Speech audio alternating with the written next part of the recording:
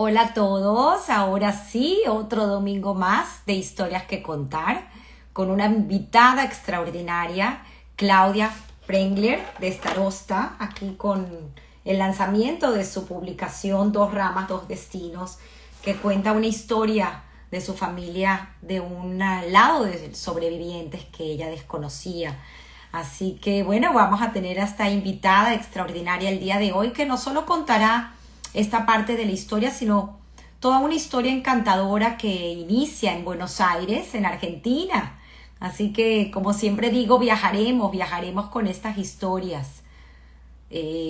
Vamos a entrar a invitar a Claudia, que no la veo nuevamente, no sé qué sucede y practicamos. Claudia, ¿dónde estás? Algo está pasando y no veo a Claudia.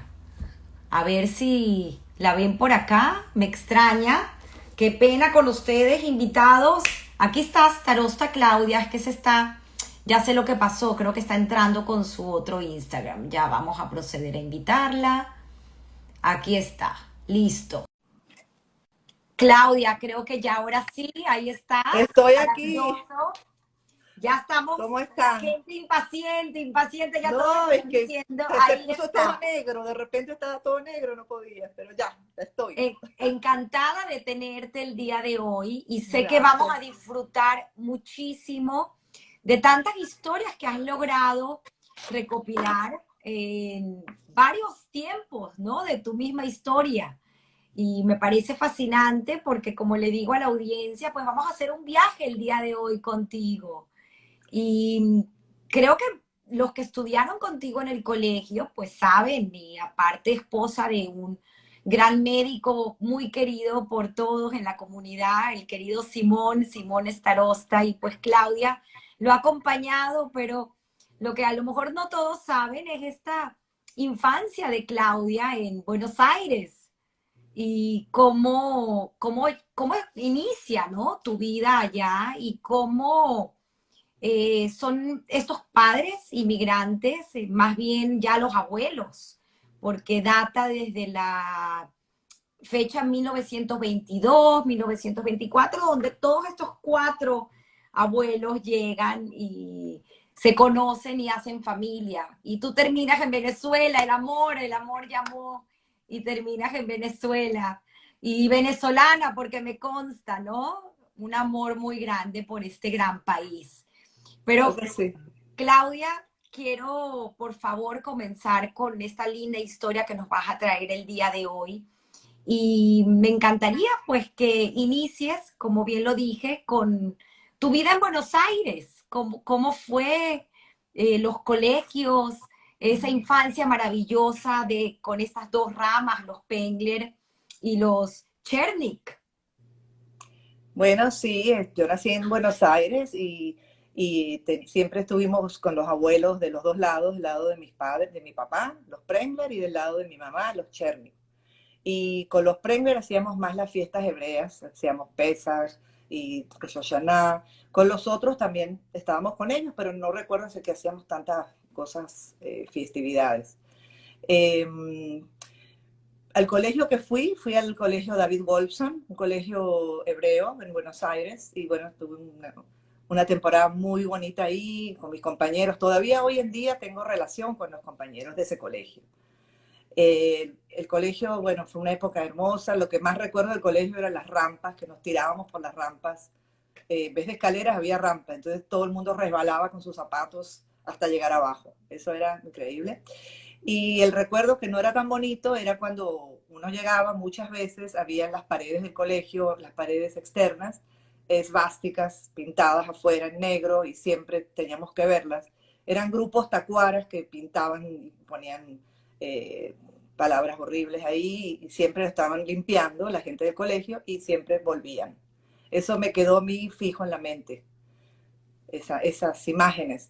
Y bueno, así estuvimos hasta 1971, ya que nos fuimos a Venezuela.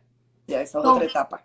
Toman Ajá. la decisión tu padre Pedro y tu madre Ofelia junto con ya tus dos hermanos, ¿no? Gabriel y Lali. Exacto, sí, mis padres toman la decisión porque había muchos problemas económicos, políticos en Argentina en los años 70, 60 y pico. Entonces, mi mamá también tenía una amiga muy íntima, Ena Rotkopf, que mucha gente la conoce también. Eran amiguitas de la infancia, de los 6 años. Entonces, Ena también la estimuló para que saliéramos de Argentina, que era buen momento para cambiar.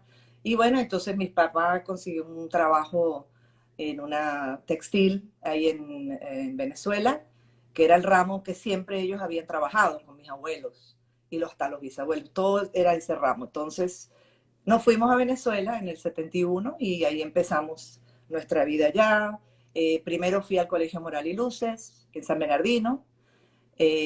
Fuimos un año, después pasamos al Rambam, un colegio más pequeño, porque era, bueno, para mejor adaptación. Pero yo conozco a todo el mundo del Moral y Luces porque pasé por 2 salones ahí, conozco a todos y hemos seguido la relación. También del Rambam. Bueno, ahí sí me gradué en el Rambam y tengo también mis compañeros queridos ahí. Siempre tenemos los chats del Rambam y también con los del Moral y Luces. O sea que ha sido múltiple las relaciones, porque pude conocer a todos allá. Y luego cuando los hijos van a la escuela también, mis hijos, van con los hijos de los padres que eran los amigos nuestros. O sea que todos siempre quedaban familia.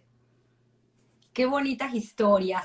Ahora, me llama mucho la atención porque, claro, toda esta cercanía hacia ti para atraerte e invitarte al programa surge de este hermoso libro, el cual recomiendo ampliamente que todos tengan la posibilidad de leerlo porque está escrito de una manera muy íntima y agradezco mucho pues que Claudia nos haya brindado la oportunidad de conocer estos insights de parte de su historia que ella también desconocía.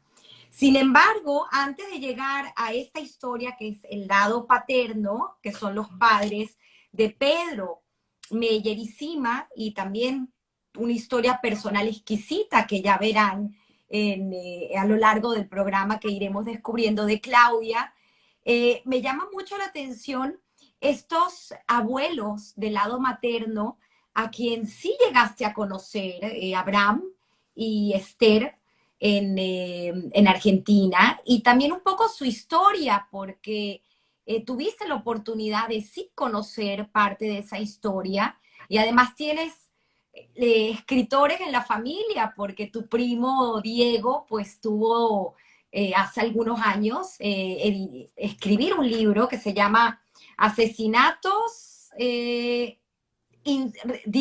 Asesinatos Discretos, donde Sí. hay parte de la historia de esta familia. Si quieres nos puedes contar un poco, porque hay unas anécdotas que rescatar muy interesante, como es el tema del cambio de nombres y el tema de esta niña, ¿no? Que logran luego rescatar de la guerra. Si quieres, todo tuyo para que cuentes esa historia. Bueno, esta historia, la historia del lado de mi mamá. Un primo mío, hijo de una de las hermanas de mi mamá, escribió esa parte de la historia. Entonces ahí cuenta de dónde vienen los abuelos, o sea, mi abuelo, que también es el abuelo de él. Abraham, él llegó primero, se vino a Argentina en el 1922, él nació en un pueblo que se llama Horodets, que queda cerca de Brest, en Bielorrusia. Entonces, cuando llega a Argentina, él dice el apellido, que era Cherniuk, pero siempre a veces escriben mal los apellidos, le pusieron Chernik. Entonces ya pasó a ser Chernik.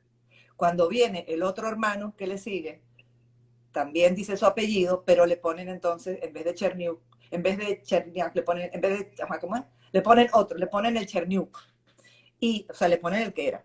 Y el tercer hermano, que fue el que se quedó en Rusia y pasó parte del holocausto ahí, a él le queda Cherniak. O sea que quedaron 3 apellidos diferentes de lo que fue el verdadero, por los cambios de cuando tú vas llegando a otro país, te los cambian. Claro, Entonces son aparte 3 familias diferentes es totalmente muy ahora. interesante porque lo que estás mencionando de que era un pueblo muy cercano a Kiev y pues hoy en día lo estamos viviendo y lo estamos escuchando todos los días en las noticias, esta guerra Exacto. en Ucrania y entender un poco cómo se repite la historia. Es increíble, obviamente bajo otro contexto, otras circunstancias, pero estamos hablando algo impensable hoy en día, en el siglo XXI, Exacto. que igualmente uno en el siglo XX también decía lo mismo, porque lo leo en una de las líneas de tu primo cuando él hace ese escrito en unas cartas que se enviaba un hermano con otro, este hermano que tú, como bien dices, es el que queda y el que sobrevive la guerra y finalmente emigra a Israel médico, y este otro hermano que es tu abuelo Abraham, en esas cartas que intercambian, como en una de las cartas hay unas líneas donde dice, es imposible imaginar cómo en el siglo XX, o sea, estoy hablando 100 años atrás, se pudiese imaginar una guerra como esta. ¿Cómo no aprendemos, Sí, no? no, incluso cuando mi abuelo llega, el pasaporte, pues cuando le hacen el pasaporte, él dice que nace en Kiev, Ucrania, porque era más fácil decirles, o sea, Kiev, Ucrania, que todo el mundo puede, aunque sea medio conocer en esa época, que decir Horodets, Bielorrusia, o sea, era como más difícil y aparte estaban tan cerca, eran como fronteras, límite con límite, entonces en el pasaporte sale esos datos. Por eso que en el libro que escribió mi primo salen las dos posibilidades de nacimiento, tanto Horodets o tanto, que son muy cerca. Pero cómo la gente tenía que decir eso. Es como si yo me voy a otro país, un venezolano que se vaya a otro país, a Rusia, bueno, no a Rusia no va a ir, pero a uno muy lejano, no va a decir de repente un pueblo muy pequeño donde nació, va a decir vengo de Caracas o vengo de Maracaibo, o sea, va a decir alguna ciudad grande para que se le entienda. O sea, por Claro. eso ellos cambiaban y decían ciudades. Por ejemplo, mi otro abuelo, en vez de decir el pueblo de él, Gluco, dijo Varsovia, porque era de Polonia. O sea, que trataban de decir un sitio más conocido, ¿no? Para que salgan Claro. el pasaporte. Uh-huh. Para poner un poco en contexto a la audiencia de esta época, 1922, más o menos esa es la fecha en la que llega este abuelo Abraham, y ya para 1941, cuando estalla, bueno, la guerra estalla en el 39, pero ya en el 41 es cuando es esa invasión alemana a Bielorrusia, y es 1946 cuando él recibe esa primera carta de su hermano contándole la historia y que termina completando en 1950 ya en Eretz Israel esta travesía. Y de esta travesía, pues, lo que te decía anteriormente, como no podemos hablar de tantas historias, por lo menos rescatar, ¿no? Estas anécdotas donde relata este hermano de tu abuelo, Ajá. Pinjas, acerca de cómo él sobrevive y su vida de médico y el Bueno, él tema del sí, gueto. él, o sea, él tenía también planeado ir a Argentina, porque ya tenía sus dos hermanos mayores en Argentina. Entonces ya incluso él estaba en Bélgica, ya con la maleta y todo, para agarrar un barco para ir para Argentina, pero se entera que el papá, su padre, o sea, mi bisabuelo del lado materno, le dio cáncer. Entonces él, como recién graduado médico, no, o sea, se regresa con su papá, Que ah, estudió en Francia. que estudió en Francia medicina, porque en esa época estudiaban ahí. Total que se quedó, se volvió y entonces ahí ya lo agarró la guerra, ¿no? Y después. La historia de la niña es que él estaba casado, después se casó, tenía una niña como de año y medio, y él sabía que esa niña no iba a poder sobrevivir para nada. Entonces se la entregaron a una vecina que era una maestra de escuela del pueblo, de Antopol, porque ellos ya estaban en Antopol después. Y, eh, y bueno, y sigue su curso, ¿no? O sea, lo ponen de médico, después la esposa en un campo de concentración, va pasando el tiempo, cuando termina la guerra, los dos se salvan, él y su esposa, y van a buscar a la niña.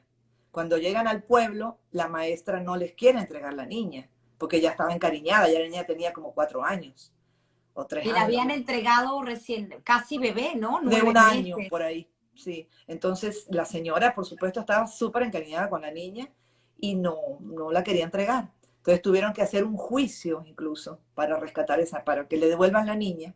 Pero mientras ellos iban todos los días, iban a ver la niña, o sea, fueron como ambientando todo el momento, no es que la agarraron de una vez, sino fueron todo poco a poco, para que la señora también al final se acostumbrara a que la niña es de ellos y la niña los conociera otra vez, y se fueron.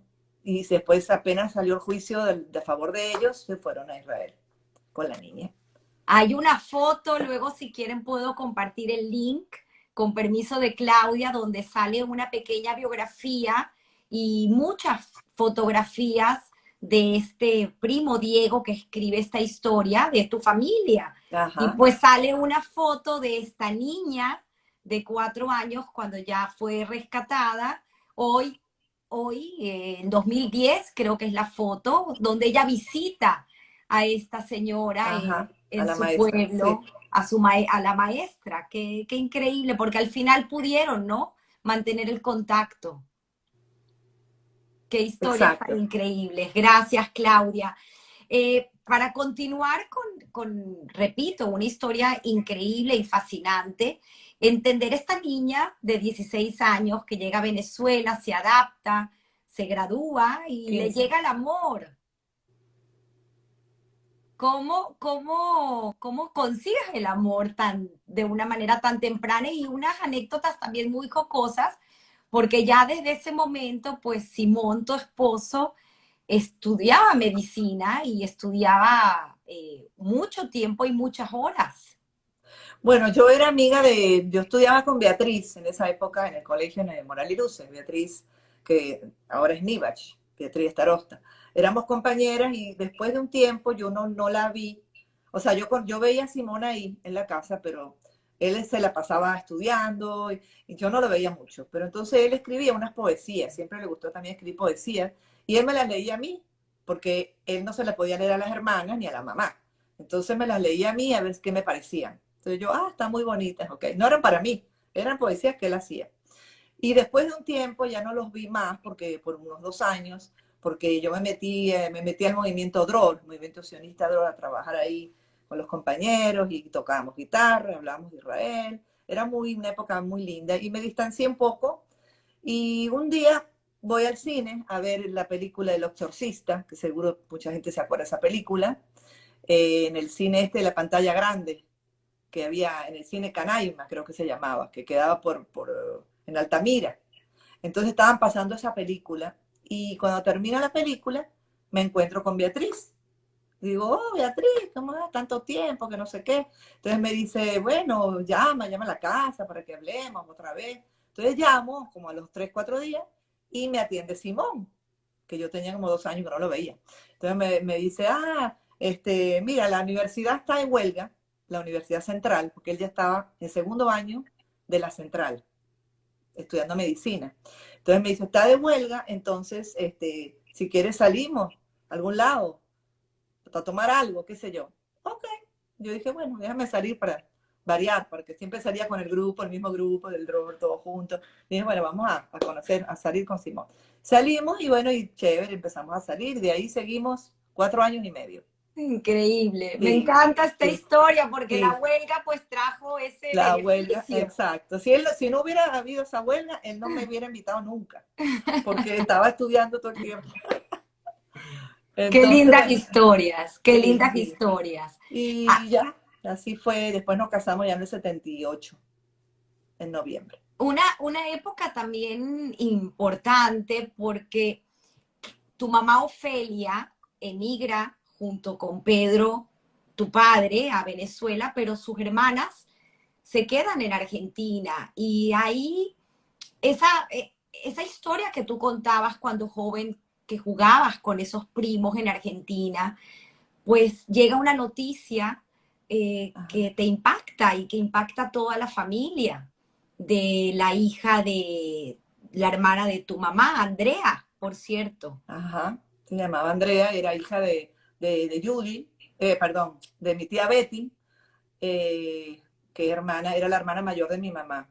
Ellas se quedaron todos ahí en Buenos Aires, nosotros nos fuimos en el 71 y parece que en el 76, que era la época de la dictadura de Rafael Videla, ella, o sea, una de las hermanas, la mayor, tenía un noviecito que estaba metido en contra del gobierno en esa época, algo así, una historia para sí, pero entonces ella se va a Israel, ella la sacan a Israel porque muchos judíos se fueron a Israel, que estaban en esta época, y al hermano de ella y a la menor, que es Andrea, lo secuestran. Era la época de los desaparecidos. Entonces, después de un tiempo, a Gustavo, que era mi primo, el mayor, el hermano mayor, lo sueltan, pero Andrea no aparece más.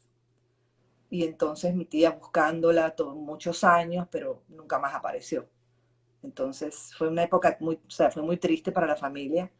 Nosotros nos enteramos desde Venezuela porque ya estábamos allá, ya un tiempo, 5 años ya ahí, pero fue triste que nunca más la pudimos ver. Y bueno, yo tuve una época que yo iba a una escuela con ella, entonces me hice como muy amiga de ella. Entonces me dio mucha tristeza eso.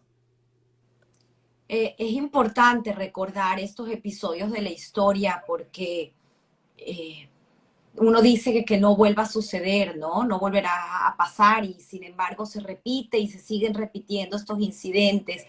Por eso insisto en contar y rescatar esas historias. Creo que fueron más de 33.000 desaparecidos de Ajá, una manera atroz. Estuve leyendo cosas como que los desaparecían y les ponían cemento en los pies y los lanzaban desde los aviones al mar para que nunca exacto. aparecieran los cuerpos. Impresionante. Aprendemos. Tenemos que aprender de estas historias, Claudia. Te casas, te casas con Simón y haces una carrera que también me llamó mucho la atención porque sabías desde joven que te gustaba corregir a la gente cuando hablaba.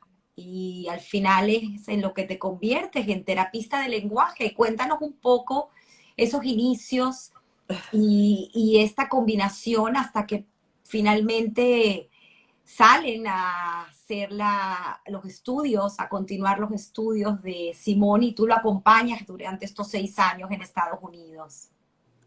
Bueno, o sea, siempre estaba corrigiendo, sobre todo a mi hermanito, cuando decía mal la R, entonces siempre estaba corrigiendo a los que pronunciaban alguna palabra, algún fonema mal. Entonces me quedé como con ese interés. Pero en Venezuela me entré en la Católica primero a estudiar educación y estuve un tiempito ahí, pero luego como que me provocaba estudiar lo de terapia del lenguaje. Entonces me fui y empecé a estudiar eso allá en el IVAL, que es donde se estudia esa carrera y también se estudia para maestra de niños sordos. Eh, cuando terminé de estudiar eso en el IVAL y Simón terminó su medicina, fue que nos casamos. Y nos fuimos un año a Yare, a San Francisco de Yare, a vivir ahí, porque a él le tocaba hacer la medicatura rural, que es un año. Entonces, bueno, nos fuimos a San Francisco de Yare, que fue el lugar que nos tocó. Nos dieron una casa al lado de la medicatura y ahí estábamos. Y mientras él estaba haciendo eso, yo daba terapia de lenguaje a niñitos del pueblo, que había muchos que pronunciaban mal los fonemas y tenían algunos problemas. Entonces después también fui a la escuela y les di algunas terapias en la escuelita del pueblo. Y pasamos ahí un año muy, muy interesante porque éramos, o sea, el médico del pueblo, la señora del pueblo, entonces nos traían que si de huevitos recién sacados de las gallinas, que eran muy anaranjados por dentro, este, las peluqueras y todo el mundo venía y nos saludaba y nos traía comidas y mondongos y qué sé yo, carnes, de todo. Fue muy interesante conocer a la gente del pueblo, cómo vive la gente en un pueblo, los personajes que hay. Eh, Fue un año muy, muy, muy, muy rico para mí, muy provechoso. Qué bonito, qué Sí, bonito. sí. Y finalmente se van, ¿no? Van y están 6 años fuera Sí, haciendo después de ese la... año en San Francisco de Yari, donde había 40 grados de calor, nos fuimos a Minnesota, donde había 40 grados bajo cero, o sea, el clima el totalmente extremo. opuesto. Y nos fuimos para allá, para Saint Paul, las Twin Cities, allá. Estuvimos ahí, apenas llegamos, yo al mes yo tuve mi primer hijo. Me fui embarazada de Venezuela, ya casi con 8 meses y medio. Y bueno, porque teníamos que irnos porque él empezaba el 1 de julio, el internado. de neurología. Y entonces yo tenía mi fecha para esos días también, entonces teníamos que irnos. Entonces, bueno, nos fuimos, llegamos y creo que a las 2 semanas, a la semana yo tuve el bebé, o a las 2 semanas. Y no, perdón más. El 2 de junio llegamos a Minnesota y el 29 lo tuve. O sea, como 3 semanas más o menos. Así que bueno, estuvimos allá en Minnesota, una época también muy, muy linda, muy diferente totalmente. Yo me iba después a la plaza con el bebé a escuchar a la gente hablando inglés, porque ahí nadie en esa época. O sea, yo estudié como, después que vine allá, estudié un año intensivo con el profesor Gross, no sé si te acuerdas quién era, el Claro. profesor de inglés, famoso. Entonces, yo me iba a la casa de él todos los fines de semana, desde Yare, los fines de semana me iba a Caracas, entonces me iba uno de los días a casa del doctor Gross. No, no era el doctor, no, ya va. No, era el que daba inglés, ¿cómo que se llamaba?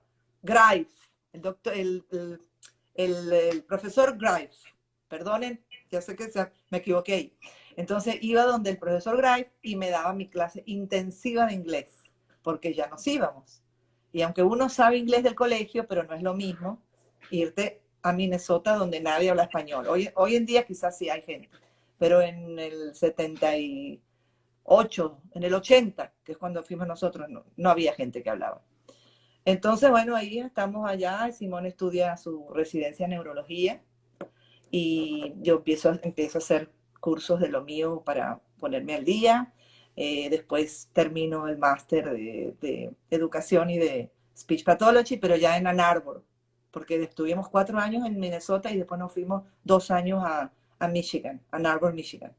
Y bueno, allí tuvimos ya mi hija, la niña también había nacido 2 años después del bebé, en 1982 nació ella y en 1980 nació el grande. Y nos fuimos entonces con Moisés y Karen, que así se llaman, a Michigan. 2 años y medio más allá. Más o menos el clima era lo mismo. Vivíamos en unas casas de estudiantes allá. Y yo me metí en la Universidad de Michigan, entonces ahí terminé la education. Y estuvimos allá 2 años y medio hasta que en el 86, en agosto de 86, nos regresamos a Venezuela. Nos regresamos porque en esa época todo el mundo regresaba, ¿no? Creo que estaba Lucinchi en esa época. Llegamos a trabajar en el hospital universitario de Caracas. Yo trabajaba en la parte de rehabilitación, de terapia del lenguaje, donde también había fisioterapia allá. Y Simón trabajaba en la parte de neurología del hospital. Y después también, creo que al año, empezamos también en las clínicas Caracas. Estuvimos más de 20 años ahí en la clínica y yo también trabajaba de terapia del lenguaje y Simón seguía con la neurología hasta el 2009, que fue que ya viene la otra etapa, que nos vamos a ver a Estados Unidos. Sin embargo, también increíble porque esa etapa que te toca regresar y vivir estos 20, un poquito más de 20 años en Venezuela, haces casi que un recorrido como Valentina Quintero por todo Venezuela. Sí, Cuéntanos sí, un sí, sí. poco cómo fue, porque fue gracias a la presidencia de Simón. Ajá. Simón era presidente de la Sociedad de Neurología. Entonces, bueno, se me olvidó decir también que en el 93 tuvimos el tercer niño Avi. en Venezuela. Ese es el venezolano que nació allá, ¿no? Varios años después de los otros, o sea, una distancia ahí.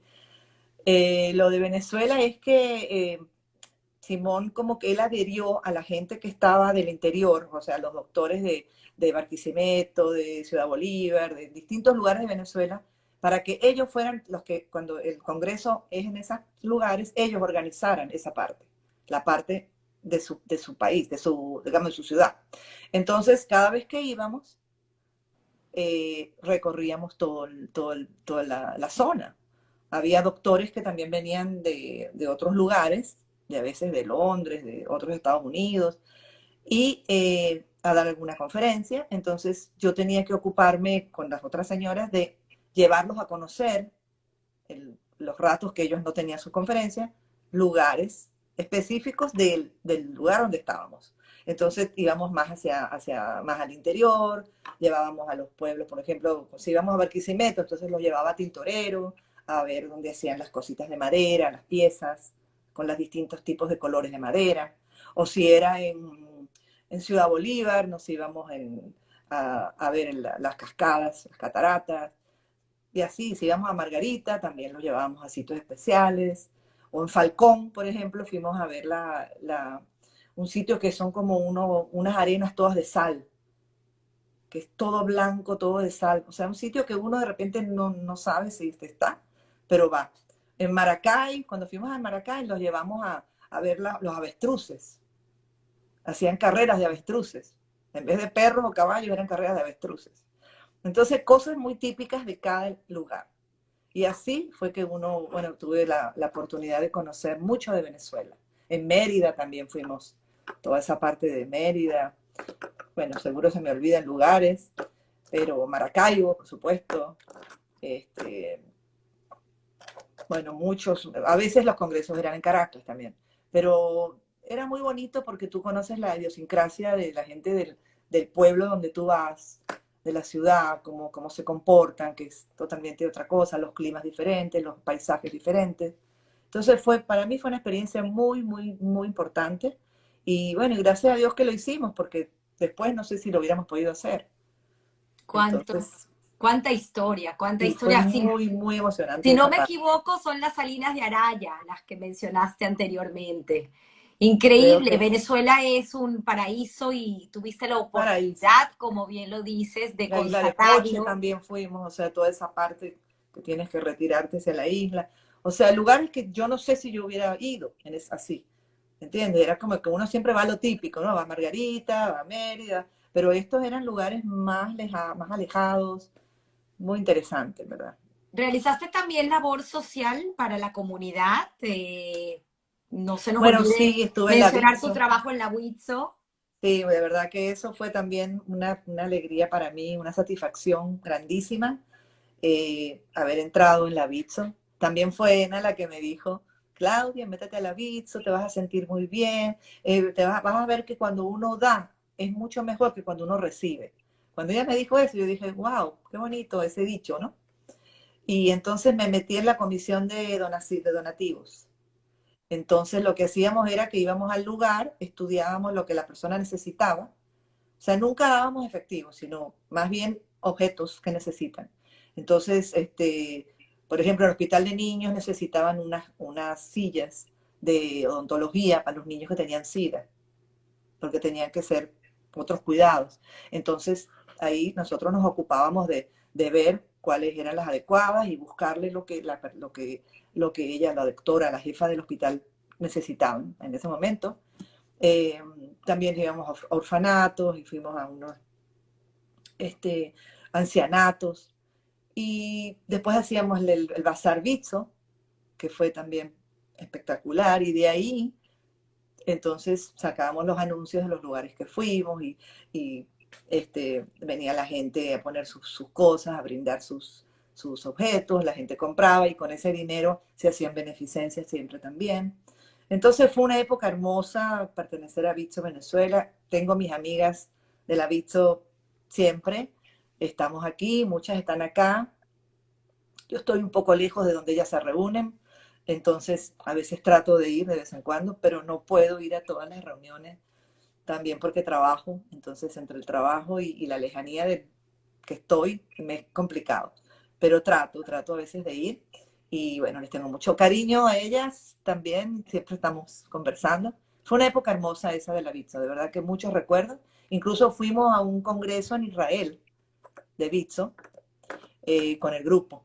Creo que fue el año 2005, si no me equivoco. Y ahí fuimos a visitar los lugares de los orfanatos o los lugares de cuidado diario de los niños. Fue muy bonito y recorrimos también muchas partes de Israel, todas en grupo. Una experiencia hermosa también. Qué interesante, Claudia. Siguiendo pues con esta cronología, me llevas al 2006, donde empieza esa investigación sin querer en Facebook, buscando algún familiar Pengler, pero no con el incentivo de conseguir alguna familia en otro lugar, sino más bien esta misma familia que comenzó a emigrar, decir dónde estaban los ya conocidos. ¿Qué Sí, no. sucedió en esa búsqueda inicial, en ese 2016? Bueno, sí, en el 2000, antes de eso, en el 2000, como en el 2005, yo había ido al viaje de Auschwitz-Birkenau Mm. con el grupo de Venezuela. Era un grupo, sí, un grupo grande.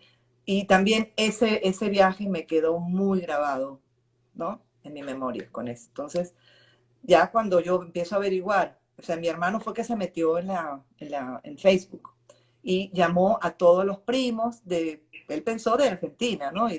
Para que estemos como la familia de los primos de allá, que empecemos a comunicarnos, porque tú sabes que todos esos años la gente empezó a migrar para todos lados, no solo de Venezuela, sino de Argentina, de todos lados. Pero entonces nos encontramos con la sorpresa de que hay unas caras que no sabíamos quiénes eran. Hay unas caras con nombres americanos y gente, unos rubios con ojos azules, americanos. Yo digo, bueno, esto es que no sé, estos no me suenan de mi lado. Pero entonces empezamos a averiguar y resulta que eran del mismo árbol genealógico nuestro, pero eran descendientes del hermano de mi bisabuelo, pero el Prengler. Ya la parte de Chernik, de Rusia, ya no, ahorita me concentro con lo de Prengler, ellos eran de Polonia, de un pueblo llamado Lukov. Entonces, mi bisabuelo se vino a Argentina en 1924. Tu bisabuelo Herschel. Herschel se llamaba. Mi bisabuelo Con Herschel se viene a Argentina en 1924 con la esposa y 6 hijos. Uno de esos hijos fue que después en el futuro fue mi abuelo, Meyer. Meyer. Pero el hermano, que es un hermano que se llamaba Dobit, él se quedó allá en Polonia porque tenía 10 hijos, tenía los padres viejitos también, y bueno, estaban allá, entonces no, o sea, esta parte era 1924, o sea, es verdad que había pogroms contra los judíos en Polonia y de todo, pero todavía no estaba el nazismo, digamos. Entonces ellos estaban todavía más o menos bien. Y se quedaron. Entonces, después de la guerra, de esta familia sobrevivieron solo 5 hermanos y la mamá. Ellos cuando termina se van a Texas. Y de ahí es que los descendientes, incluso 3 que sobrevivieron, me empiezan a escribir en Facebook y entonces nosotros, wow, o sea, me emocioné toda porque digo, ¿qué habrán pasado? ¿Qué les habrá pasado? ¿Cómo serán? ¿Serán parecidos de mi lado? ¿Qué habrán sufrido? Porque estuvieron todos esos años ahí, en Polonia, escondidos. Y bueno, y entonces, una historia desconocida totalmente para ti. totalmente. O sea, fue una sorpresa para nosotros. O sea, siempre sabíamos que alguno del lado de mi abuelo Prengler los habrán asesinado porque estaban en Polonia. Pero no sabía que había algunos que sobrevivieron, no sabía que después se fueron a Texas, todo eso no lo sabíamos. Entonces yo dije, no, yo tengo que conocer esta gente, estos parientes, no puedo. Pero claro, como nos vinimos a Estados Unidos y cuando uno llega, tiene tantas cosas, tienes que situarte donde estás, poner la casa, Claro, después para mi poner un hija poco también en tuvo, contexto todo lo que sucede en esa época, pasa esta migración, que ya es una migración distinta a tu primera migración de Argentina a Venezuela, en otras circunstancias más bien económicas. Y en este momento, pues es esta segunda migración que les toca hacer a ti junto con tu familia, ¿no? Con tu esposo Simón y tus 3 hijos, o ya con bueno, estos 2 niños grandes ya los estaban grandes se afuera. fueron primero porque estaban estudiando, empezaron a estudiar su posgrado y se fueron primero. Nosotros nos quedamos con Avi que él logró terminar tercer año de colegio hebraica y después de eso, que terminó 15 años, nos vinimos a Estados Unidos. Después él ya estudió acá y ya hizo su cosa acá. Entonces, en el 2014, ya teníamos unos añitos aquí, yo digo, bueno, íbamos a ir a visitar a mi Claro, hijo. pero antes de eso, Claudia, y disculpa que te interrumpa, pero me parece importante porque es parte de tu historia. En esta segunda migración tuya, pero la primera de tu familia nuclear, es otra vez adaptarse. Nuevamente, para tu esposo, a lo mejor un poco más sencillo porque él ya venía con su trabajo y tenía la posibilidad pues de ejercer como médico aquí en los Estados Unidos, pero para ti también pues empezar a buscar algo que hacer, cómo que te acepten tu reválida, y para Abby comenzar en un colegio distinto, un idioma distinto. Sí, Eh, sí, es verdad. Sí, o sea, Simón llegó directo a trabajar, o sea, él estaba metido ahí, eso, eso fue bueno, porque cuando tú estás metida tanto en un trabajo, es como una rueda, ¿no? Que va, cha, cha, cha. Yo, bueno, primero estaba con lo de la casa, después mi hija también tenía bebés chiquitos, Karen, entonces también yo la acompañaba un poco con los bebés, los buscaba en el colegio después cuando eran un poquito más grandes, el preescolar. Eso también me llevó un tiempo. También me metí en el museo de la universidad, en el Museo Frost Art Museum, de voluntaria, que alguien me dijo de eso, este es un museo de arte contemporáneo. Entonces, como mi hija es artista de arte contemporáneo, yo dije, déjame ver bien cómo es que es esto, porque quería como aprender un poco del arte contemporáneo. Entonces dije, bueno, vamos a hacer, me metí ahí de voluntaria, entonces lo que hacía era que daba tours en español y en inglés a niños de colegio que los llevaban. También a veces traían personas mayores con disabilities, con problemas mentales o físicos, y muchachos jóvenes con retrasos. Entonces nosotros le hacíamos el tour adaptado a ellos, ¿no? En una forma muy sencilla, que ellos nos dijeran, ¿qué ves aquí en el cuadro? Cuéntanos lo que tú ves. Era más que ellos nos contaran lo que veían, y de ahí hacíamos un cuento. Entonces era muy lindo. También me gustó mucho esa parte de... Después cuando fue la pandemia lo cerraron, ya no fue más. Pero fue unos años, fueron varios años, 6, 7 años que estuve yendo ahí. Y mientras, simultáneamente, trataba de revalidar mi título.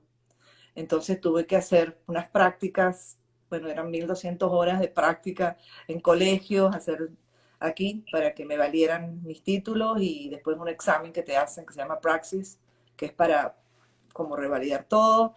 Y bueno, ya después cuando lo tuve, ahorita estoy trabajando en eso, pero me surgió después que había ido a conocer a esta familia en Texas, entonces como que, y aparte que me metí en unos talleres de escritura a la vez, claro, pero porque siempre me interesó. cuando vas a conocer a esta familia, también el contexto cabe mencionar, es ya porque Abby, tu pequeño, Sí, estaba sí, estudiando en Stanford, en Palo Alto, California, y ustedes tenían destinada una visita a visitar el campus, un sí, Parents Day.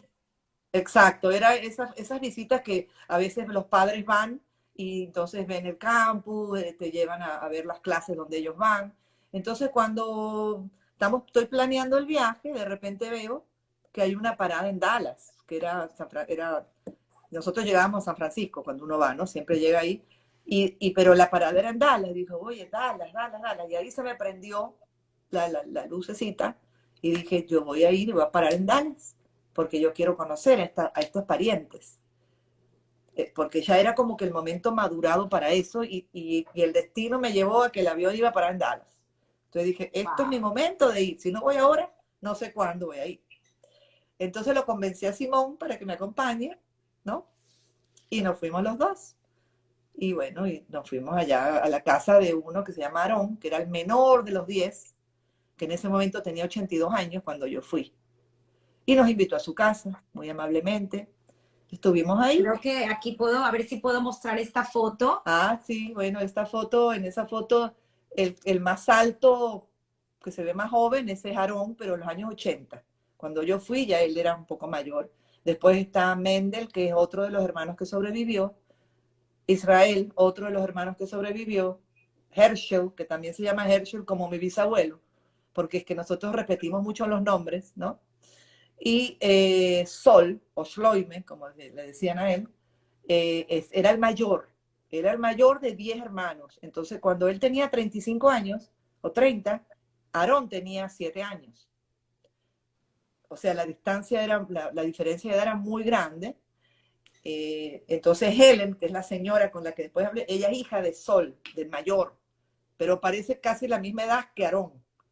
Son primos, pero, o sea, son como de unas edades de la misma edad, por la diferencia del mayor al menor. Es difícil imaginárselo, pero son muchos años de diferencia, entonces es como complicado con las edades, ¿no? De los Claro, que son y los primos tú y no los... llegas a conocer a Sol, sin embargo, me Yo no lo aso, compartiste no.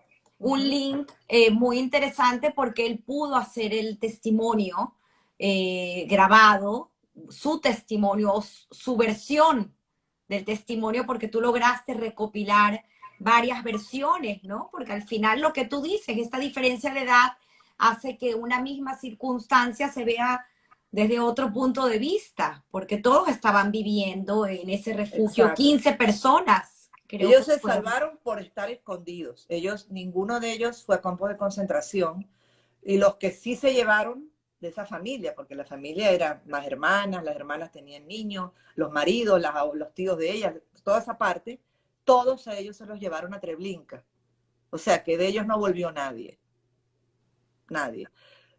Los que se escondieron fueron los que se salvaron de esa familia, menos el papá de ellos, de Aarón, que a él sí lo encontraron en el ático.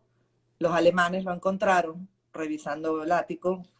O sea, bueno, esa historia es un desollenador, amigo de la familia, que había, no amigo, había sido empleado de la familia de ellos, subió ahí y fue arriba y vio en el ático, él o sea, les quitó donde estaba en el escondite. O sea, ese sí falleció, o sea, lo mataron porque lo encontraron, a él y a uno de los hermanitos chiquitos.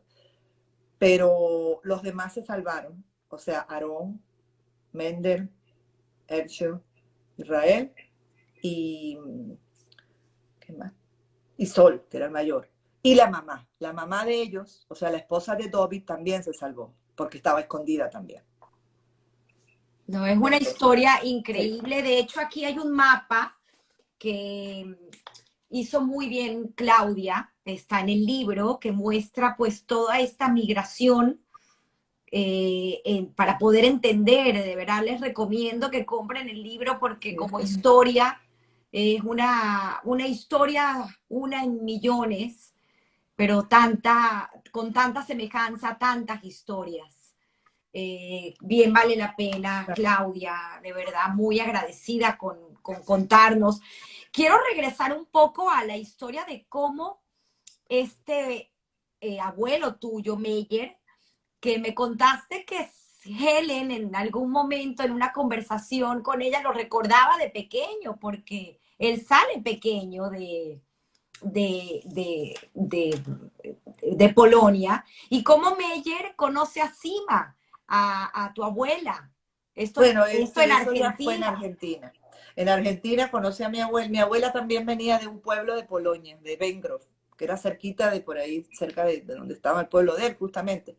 Pero ellos se conocen en Argentina jovencitos, porque uno tenía 16, el otro tenía, ella tenía 16 y él tenía como 18 cuando se casaron, se ennoviaron.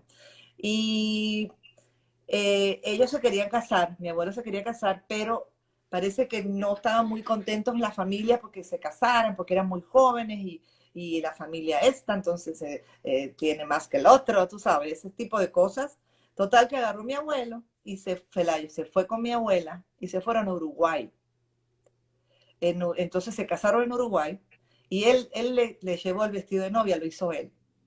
Él lo tejió con sus propias manos, Wow. porque como ellos siempre estaban en textil, o sea, en textil, en una fábrica chiquitica que tenían, algo pequeño en esa época, él le tejió el vestido y le llevó, y ella se puso ese vestido y se casaron en algo muy sencillo allá, en Uruguay. Tenían unos familiares ahí, también ahí. Y se quedaron un año o año y medio ahí, y ya después vinieron con mi papá, nacido de 2 meses, a Argentina, otra vez a Buenos Aires, y todo el mundo se amigó y todo el mundo feliz. Y siguieron su vida en Buenos Aires, todos tranquilos. Qué historia, qué historia. Sí, sí. Y tú llegaste a conocer que a tu papá, Pepe, que te Ajá. pregunté por qué le decían Pepe, y Ah, es porque era Pedro, Pedro Prengler, entonces Pepe. Ajá. llegó a conocer a esta familia extendida. Mi papá, no, mi abuelo Tu conoció. abuelo, Sí, mi fue tu papá no, abuelo. mi abuelo Meyer, él fue a Dallas, nosotros no sabíamos, pero después me enteré que él había ido una o dos veces a visitarlos a ellos, pero eso me lo supe mucho después. Pero no nos decía, porque al fin y al cabo nosotros éramos los nietos. Mi papá creo que sabía, pero nunca hablaba mucho de eso tampoco. Entonces, no, es como si yo ahora quiero que mis nietos lo sepan, pero mis nietos tienen 10 años, 13 años, 3 años, o sea, son chiquitos. Yo les daré el libro, que lo lean y bueno, les contaré la historia, pero a lo mejor en ese momento a mí no me la contaron, ¿me entiendes? Era otra época. Pero fíjate qué interesante lo que estás diciendo, Claudia, porque creo que ahí es donde bien merece la pena que nuestros hijos, nuestros nietos y toda nuestra descendencia conozcan nuestra historia. Porque tienes esta historia que también la comentas en el libro, en el 2015, este encuentro Sí, maravilloso eso fue increíble porque en Auschwitz. sí. Estos muchachos, o sea, los que están a los lados, sobre todo el muchacho, él estaba el día que yo fui a visitar a esa familia, pero él no prestó atención porque era más jovencito y habrá dicho, bueno, toda esta gente mayor, la señora contando de que es la misma familia, capaz que se fue por ahí. Pero entonces después, el año después, 2 años después, él se encuentra por casualidad con una niña que es del lado de mi familia de Buenos Aires, hija de una prima, porque la Marcha de la Vida, the March of Living, fueron descendientes de la familia de Dallas, muchachos 18 años, fueron con la escuela y por otro lado, una hija de mi prima, una que se mudó a Los Ángeles en los 90 y tuvo unos niños en Los Ángeles, esa niña de 18 años también fue. Justamente coincidieron ese año. Entonces, ahí van 15.000 personas. Entonces, fue un milagro que ellos se hayan conocido ahí, porque lo que pasó fue que uno de los muchachos de descendientes de la familia de Dallas tenía un cartelito que decía Prengler, porque se acostumbra a poner el apellido de la familia en las vías del tren, como hacerle una memoria, ¿no?, a la familia. Aunque no murieron en ese preciso campo o en otro, pero es como la memoria de que fueron asesinados, pues mucha parte de la familia, lo ponen ahí. En ese momento, esta chica se llama Julia, hija de mi prima Andrea Prengler, ella ve que dice Prengler ahí, y entonces se les acercó a los muchachos. Le dicen, mira, pero dice Prengler, y ese Prengler es de la familia de mi mamá. Mi mamá se llama Andrea Prengler. Claro, ahora tiene otro apellido, Cohen, porque se casó con un señor Cohen, pero Prengler es el apellido. Entonces ese es el apellido de mi mamá. ¿Por qué ustedes ponen ese apellido ahí? Entonces ahí los muchachos le dijeron, ¿cómo que? Mi papá, ellos eran hijos, o sea, mi papá, mi abuelo, Aarón Sprengler, es el que estuvo sobreviviente del Holocausto. El papá de ellos ya era Craig, que es un muchacho de 40 y pico, pero el abuelo directo de ellos dos, que eran primos entre ellos, era un sobreviviente que fue el que me contó la historia a mí, ¿no? Uno de los que me contó. Entonces, la impresión de ellos, de verse que de verdad eran como ramas de un mismo tronco, separado hace 70 y pico años, y entonces ellos, nuevas generaciones, se encuentran ahí, justo en ese lugar, y por casualidad, porque no fue ni planeado que se iban a encontrar ahí. No, Entonces, eso me parece a mí importante porque hoy en día que los muchachos van que van a las March of Living, porque van, incluso mis hijos también iban del colegio, cuando iban a la gira, también recorrían lugares donde habían sido asesinatos del holocausto, fueron a ver a Auschwitz y iban a ir a todos sus sitios. Entonces, es bueno que sepan un poco su historia, porque de repente ven el mismo apellido de ellos, del lado de la mamá o del papá, y puede ser que sean unas ramas que se separaron por las guerras. Las guerras que son horribles separan a la gente, separan las familias, aparte de los muertos, pero se van separando las familias, las diásporas se van separando y después tú no sabes si tienes un familiar que está sentado al lado tuyo y tú no sabes quién es. Entonces, por eso yo me interesé en buscar y saber de estas familias, de estos parientes nuestros, porque mi interés es que las nuevas generaciones se vuelvan a unir. Y también que gente que no está tan familiarizada con esta historia del Holocausto, de todo lo que pasó, se conozca mejor las historias. Escuche los testimonios de la gente, lea los testimonios que son verdaderos de gente que lo ha sufrido y que me lo han contado a mí de primera boca. Por eso yo pensé que era importante hacer el libro, porque me lo están contando de primera boca, no es que yo lo leí o me lo contó, ellos mismos me lo están contando. Y los cuentos de ellos, las historias, son como un poquito distintas, o sea, son las mismas, pero tienen variaciones, porque cada uno que estaba ahí escondido tenía otra edad. Entonces, el que tenía 7 años hasta los 13 años me lo contó a los 82 años, pero me contaba bajo otro aspecto.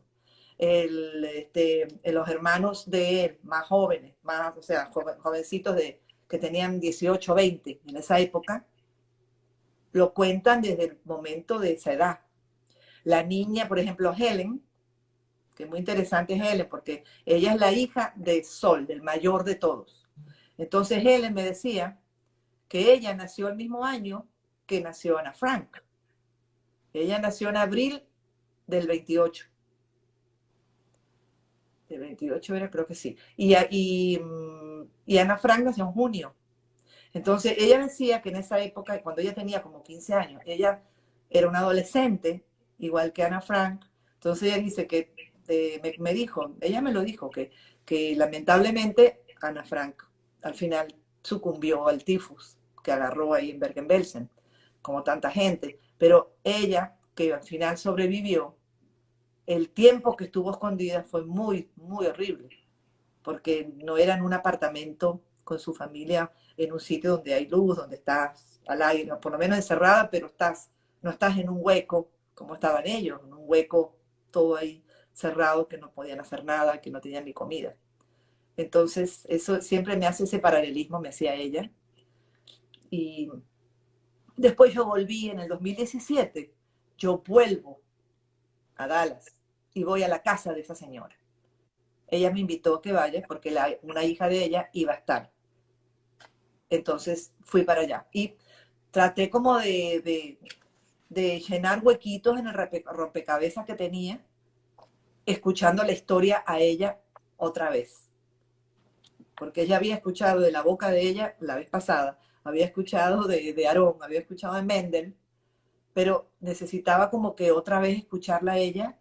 Ella también tenía un video cuando ella volvió con sus hijas. Entonces me mostró en el video su punto de vista, todo desde el punto de vista de ella, incluso abrazada con gente de los que los escondieron. Estuvo con el que los amó Kiki, y después también con unos que se llaman Conco, que eran unos sirvientes de la señora Stenzel, que también ellos estuvieron escondidos ahí. O sea que ellos siguieron la relación con la gente que los escondió. Igual que el lado de mi mamá. Igual, o sea, exacto. Esa relación siguió, fue una relación tan fuerte, porque de agradecimiento. Ella se sacrificó, o sea, se arriesgó su vida escondiendo, porque el que escondía judíos y lo agarraban, mataban a todos, o sea, a los que los escondieron, con toda su familia, le quemaban la casa, y por supuesto a los judíos también. Entonces era mucho riesgo. En la última casa, que fue donde la Stenzel, estuvo 1 año y medio. Eso fue mucho riesgo también, tener esa... O sea, ellos tenían que ir cambiando de lugar, porque cada vez el lugar se volvía peligroso y eran mucha gente junta, no era fácil. Ellos querían estar juntos, entonces no era fácil. Y el final de la señora Stenzel, pues, no fue lo que esperaban, porque al final esta señora, por su condición de descendente alemana, cuando llegan los rusos, La gata. Muy Exactamente, triste. Pero exactamente. léanse el libro, no hay que Sí, contar ahí más. sale esa parte de la señora que es muy, a mí me impresionó esa parte, te digo, Es porque, increíble, Claudia, tantas historias que recordar y además, para ir cerrando, me llama muchísimo la atención el hecho de que tú descubres ese escritor que hay en ti y te ha dado curiosidad de seguir aprendiendo y estás escribiendo ahorita un libro tuyo propio de cuentos y formaste parte de una antología de 26 cuentos, Vacaciones sin hotel. sí, Vacaciones sin Hotel es una antología así de 26 escritores, eh, editado por Hernán Álvarez y la edición es Aguamiel, de Alicia Monsalve. Y de verdad que fue para mí un honor poder estar ahí con los escritores. Son un grupo que yo tengo hace tiempo, que lo llamamos La Tribu, Mm. y siempre una vez a la semana nos reunimos y leemos nuestros cuentos y nos contamos historias de los cuentos nuestros, el tema que el profesor nos dé a escribir, y de ahí van saliendo las historias. Y entonces ahí se rescató todo, 20 y pico, 26 historias, y se puso en un libro.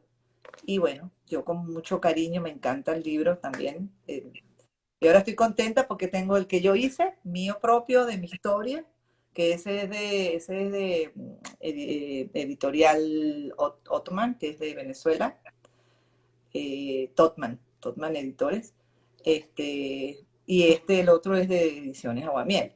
Entonces, esto me ha como motivado, así también como el taller de la tribu, me ha motivado a seguir escribiendo, a sacar todas las cosas que tenemos por dentro, y les recomiendo a todos que también si pueden y quieren lo hagan, porque uno empieza y uno cree que no, pero después poco a poco te vas metiendo y metiendo y te das cuenta que es muy importante escribir cosas que uno siente o que uno pasó en su vida, que otros lo sepan, ¿por qué no? Y escuchar las historias de otros también.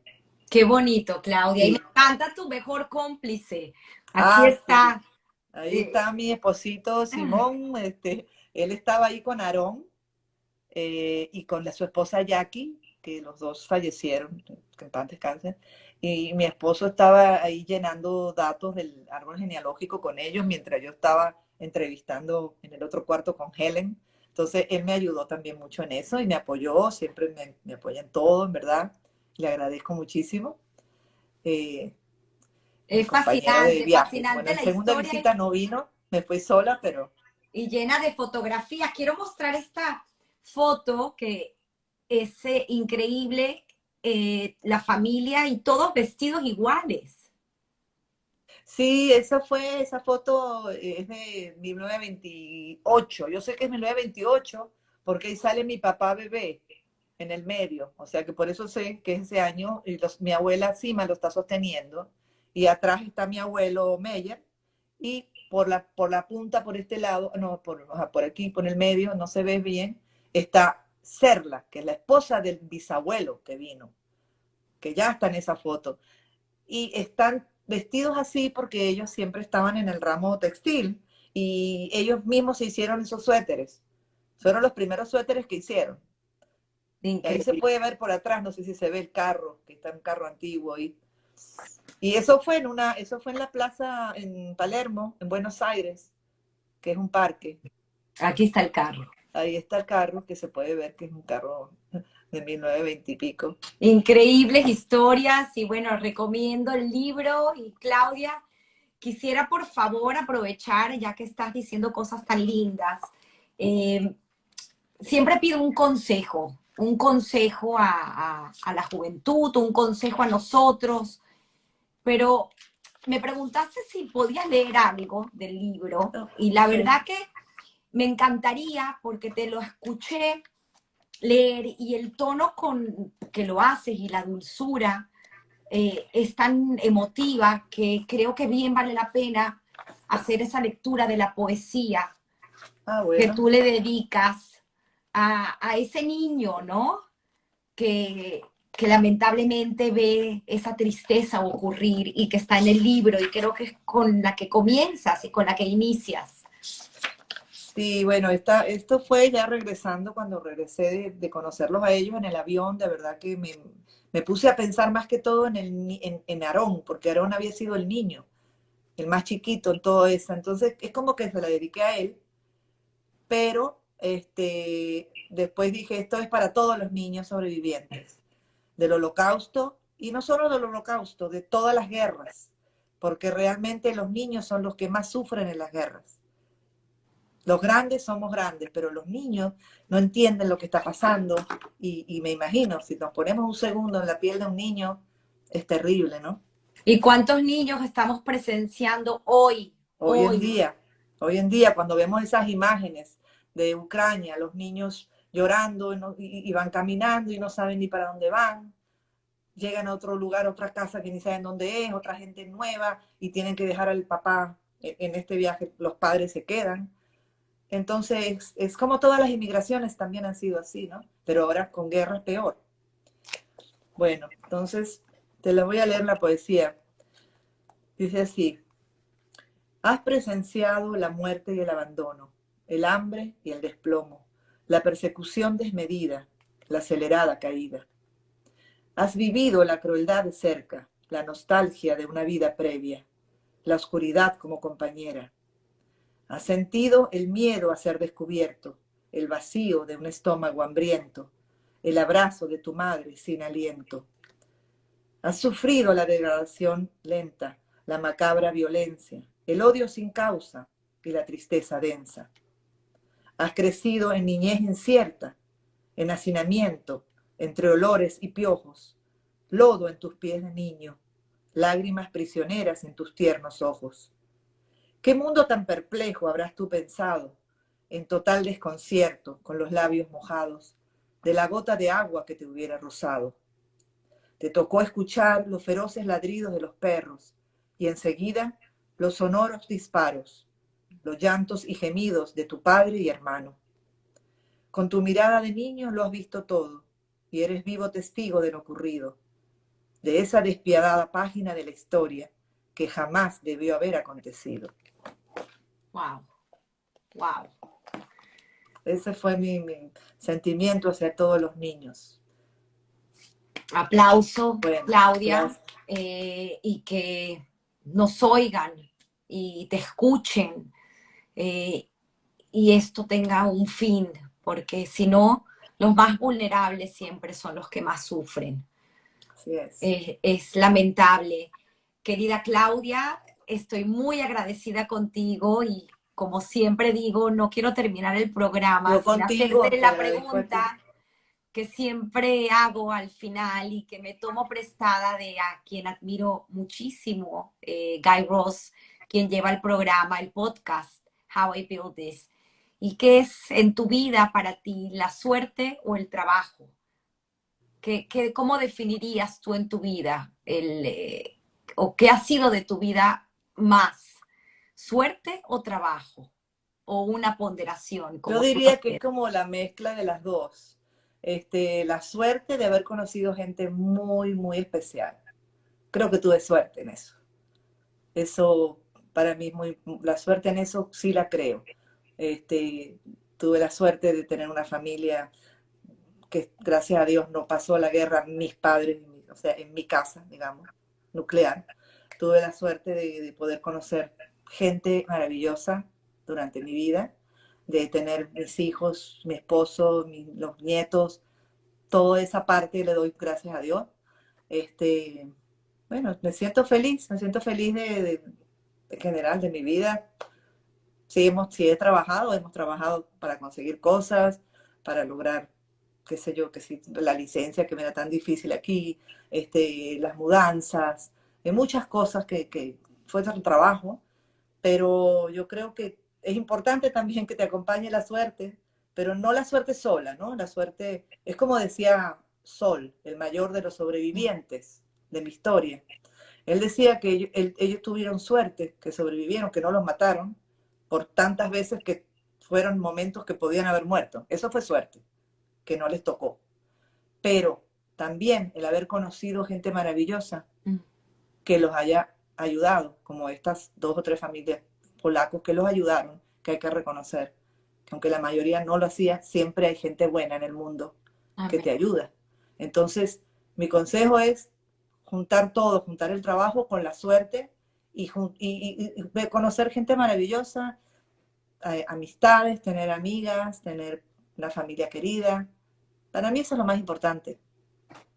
Qué Y sí bonito. recomiendo que averigüen de su vida, que averigüen su árbol genealógico, que sepan quiénes fueron sus abuelos, sus bisabuelos, de dónde vienen, de qué pueblo venían. Eso para mí, yo desde que estoy aquí también yo me metí en el Genealogy Group de Florida, porque me interesaba aprender un poco esa parte, quién es, de dónde viene los pueblos, oír esas conferencias que son interesantes. Eso es lo que yo recomiendo. Ay, bueno, y también la escribir, que se pongan a escribir esas historias. No importa si no saben escribir muy bien o nunca escribieron un libro. Fíjate, este es mi primer libro. Este es mi primer libro. Yo nunca había escrito un libro. O sea, yo había escrito poesías en mi juventud, tú sabes, cartitas al novio, cosas así. O cuentos de, de adolescencia y qué sé yo. Pero libro, esta primera vez. O sea, siempre hay una primera vez. Y es bonito empezar con la historia de uno mismo y de sus Wow, ancestros. me Esa es otra encanta. cosa que me encantaría que la juventud se interesara un poco más en eso. Y si no, los de nuestra edad, ya lo podemos ir haciendo. Qué belleza, Claudia. Me encanta porque yo cada domingo entro en la historia de cada uno de ustedes y para mí, aquí tengo yo mi pequeño árbol donde me aprendí todos los nombres y pude tener el honor y el privilegio de poder conducir tu historia que contar. Gracias, A ti Claudia. muchas gracias. Es Voy a a ti que te leerte agradezco tu Voy a leerte invitación. algunos de Muchas los gracias. comentarios porque sabemos que cuando se va el Instagram Live, estos comentarios se pierden y quiero que sepan igual todos que esta entrevista quedará colgada en Instagram TV, en nuestro canal de YouTube y por audio en Spotify y en Apple Podcast. Así que voy a seguir leyendo. Susi Sin dice muchas gracias. Aquí también estuvo conectado nuestro querido Moisés Caswan, gracias por conectarte, entre muchos otros. Alicia Monsalve, y el chico de las orquídeas. Bueno, ese es Simón, que era el chico de la orquídea. Esa parte no te la conté. Qué bonito. Bueno, pues ya sabremos, tendremos que tener a Simón en historias que contar para que nos cuente su historia. Dice Verónica Cacalif, talento, apoyo y perseverancia. Ediciones Agua y Miel, suerte, trabajo y mucho corazón. Es así, mucho corazón, Claudia, como bien siempre lo dijiste, ayudar al otro. Zaida Mizrahi, me siento muy conmovida por tus palabras, Claudia. Cleida Gorguillo, muchas gracias, Clay, la hermosa historia. Yud Silme, bravo. Verónica, otra vez nuevamente, Cacalif, excelente, Claudia, Rosana Sayek, siguen sucediendo con esas mismas palabras y en el mundo en el que estamos, lamentablemente, refiriéndonos a estos niños que tanto sufren. Niños caminantes de Venezuela, nulos, niños de la calle de todo el mundo. Es así, estos niños que al final son los que sufren las consecuencias desmedidas de decisiones de nuestros gobernantes. Es lamentable. Dice Claudia Kern, gracias Claudia, wow, tocaya, qué historia tan conmovedora.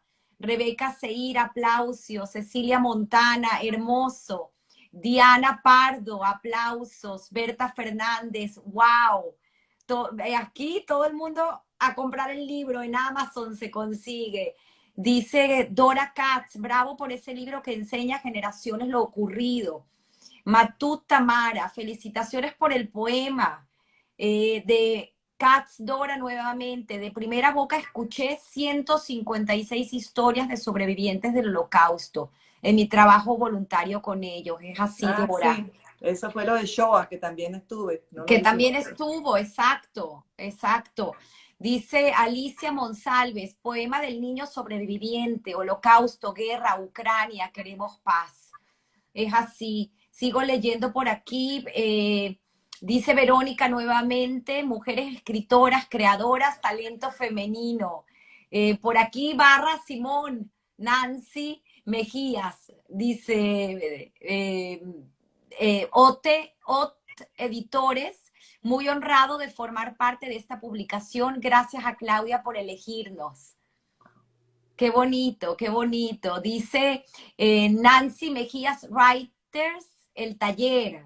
Me imagino que es alguien que ha tomado el taller contigo. Qué bonito. Muchos mensajes. Por aquí sigo. Fascinantes historias familiares para no olvidar. Vuelve a decir Ediciones Aguamiel. Qué importante contribución tu libro, Claudia. Diana Pardo. Sigo leyendo. Dice Matut Tamara, muy interesantes todas las coincidencias, no hay casualidad, sino causalidad. Ediciones Aguamiel, el capítulo 3 habla de por qué Claudia escribió el libro y es muy poderoso el mensaje y especialmente el último párrafo de ese capítulo. Acuérdense cuando lo lean, cuando lo compren. Y sigo por aquí, más mensajes. Es M. Eppelboim. Felicitaciones, Claudia, bonita historia. Recordar es vivir y compartir. Lilian Gluck, muy buen recuerdo del Museo Frost, acompañada por mi apreciada Claudia. Qué bonito. Mireya Gunskler, la historia de tu familia es fascinante a través de sus experiencias del exilio. Y Mireya, nuevamente, te extrañamos mucho. Además, como amiga y buena compañera de trabajo, te admiro por tu excelente papel como profesional y escritora. Y vuelve a decir Mireya, tu aporte y apoyo en Witso ha sido muy valorado y aplaudido por nuestra organización. Qué bonito reconocimiento, me encanta. Dora Katz, un gran abrazo y mi cariño por ti. Y Simón, recuerdo las veces que se mandaron las traducciones de Simón como 100 copias, firmé. Sí. Wow, wow. Sí, Doralida nos visitaba en el Yare también. Ella venía. Imagínate. Con Alberto y con los niños. Wow, qué bonito con nuestro Sí, querido saludos. Adalberto. Sí, claro, recordamos mucho a Doraida Dice también. Cami Tusi. Gracias, Claudia, por compartir esta hermosa historia. Aris López, 2552. Magnífica tu historia, Claudia. Gracias por compartirla y dejarnos vivir parte de todos esos eventos. Batú Tamara, rescate de las historias, efectivamente. Nancy Mejías, esperamos la parte 2. Aquí están esperando tu parte 2 del libro para seguir con tu historia, ¿no? La otra, ahora sí, el lado de la historia de la familia Chernik. Aquí, bueno, inmensidad de mensajes, de verdad que agradecida con todo. Marcos Leaf escribe casi ya de último y dice, de último siempre son los primeros, querido Marcos. Querida Claudia y Tamara, qué delicia. Claudia, mi compañera de colegio y gran alumna de fotografía. Qué bonito. Y dice Verónica, Acalerre, Aguamiel nos brinda ese espacio creativo en el que se valora y motiva el talento femenino. Buena conversación, pues bueno, ¿qué más te puedo decir, Claudia? Muchas gracias a ti Gracias por la invitación. En verdad fue un placer haber estado aquí contigo y conocerte. Me encantó y bueno, te agradezco muchísimo. Fue un placer, de verdad que no tengo más palabras para decirte.